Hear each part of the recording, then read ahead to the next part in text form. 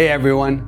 Since February this year, the value of the euro relative to the US dollar has fallen by about 15%, reaching a 20-year low in late September.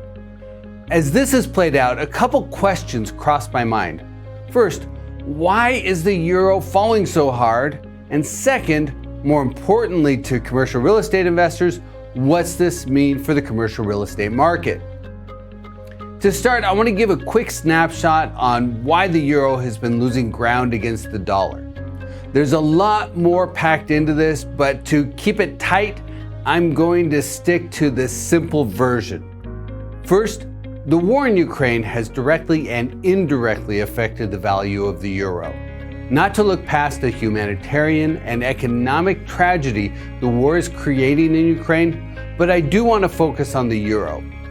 To put it simply, having a war in the neighborhood is destabilizing. The geopolitical landscape is constantly shifting, and to make matters worse, talk about the use of nuclear weapons has been on the rise in recent weeks. That alone puts some shade on the European economic outlook. But the issue has been compounded by Europe's reliance on Russian fuel and an upcoming European energy crisis. Before the war, more than a quarter of Europe's oil and about 40% of Europe's natural gas came from Russia. At this point, Russian oil exports to Europe are down by 35%, and their natural gas deliveries have fallen by over 70%. As a result, many are concerned that much of Europe, especially Germany, won't have enough oil and gas to heat homes and fuel their businesses this winter. Many also fear that the energy shortage will cause gas prices to surge, in turn compounding the already significant inflation headwinds Europe faces. Eurozone inflation recently surpassed the US's headline CPI growth rate, climbing above 9%. At the same time, the European Central Bank has been slow to respond with interest rate increases. The ECB's current overnight rate is just 0.75%, compared to between 3 and 3.25% in the US. Europe is clearly risking a serious inflation problem by not pushing their overnight interest rate up.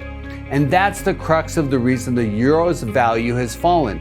Europe faces economic stress from a variety of sources, and at the same time, their inflation rate is elevated and the risk of stagflation in Europe is increasingly serious.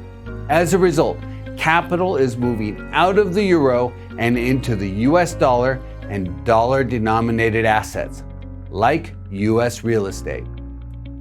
European investors have used this strategy in the past to hedge their risk and to invest capital into assets that typically hold their value in both inflationary and recessionary economic cycles.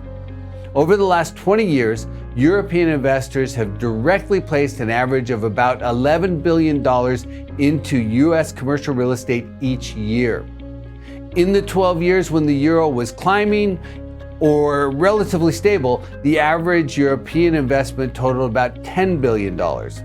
And in the 8 years when the value of the euro was declining, European investors have boosted their allocation of capital going to US real estate to an average of $12.6 billion. On average, Europeans place about 15% more capital into US commercial real estate when the euro is falling than they do when the euro is performing well.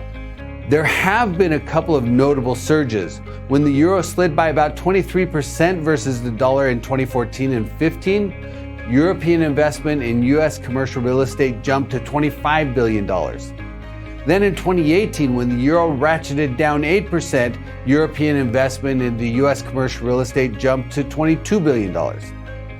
European capital flows grew in most other years when the euro weakened, but the gains tended to be less dramatic. Last year, Europeans directly invested about $13 billion into US commercial real estate. And through the first half of 2022, they've invested about $4.8 billion. But if historical trends hold true, more capital may begin to flow from Europe to the US following the tumble in the euro over the last year. My key point is this: There are a lot of forces in play that move capital all over the world.